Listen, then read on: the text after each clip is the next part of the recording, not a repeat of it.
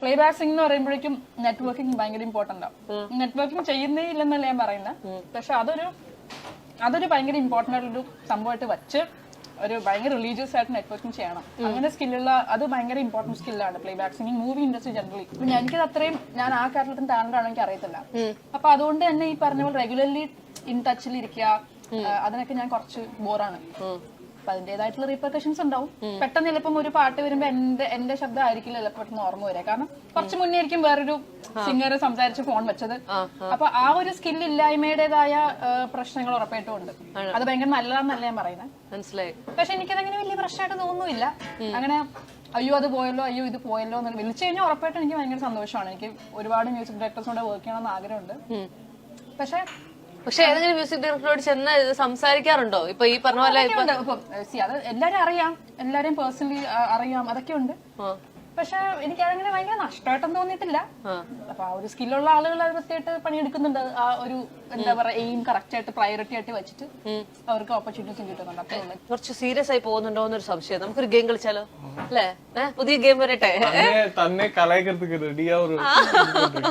അതെ, അപ്പൊ പുതിയ ഗെയിം എടുത്തോണ്ട് വരൂ.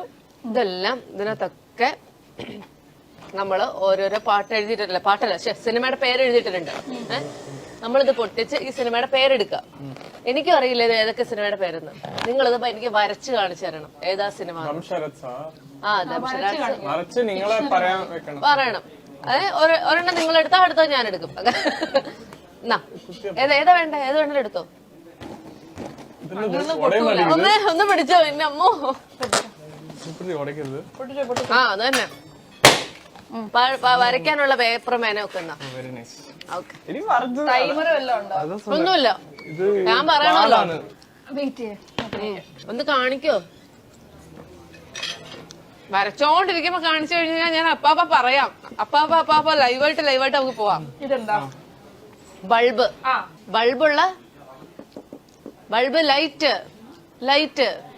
ലൈറ്റ് ഉള്ള സ്ഥലം എവിടാന്നോ?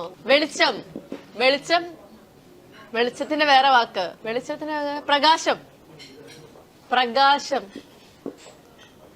പ്രകാശം പരക്കട്ടെ. ഓ, ഇവിടെ മുന്നിൽ വേറെ വാക്കുണ്ടോ? ഞാൻ പറയട്ടെ, ഞാൻ പ്രകാശം. Very nice, thanks for the clue. Okay, അടുത്ത ഞാൻ എടുക്കാം. നിങ്ങൾ വരയ്ക്കോ? ഞാൻ വരയ്ക്കും. Oh my God, oh nice. ഞാൻ പണ്ടേ വരയ്ക്കാൻ ഭയങ്കര മിടിക്കുക. ഇപ്പൊ കാണിച്ചു തരാം. Wow, very simple.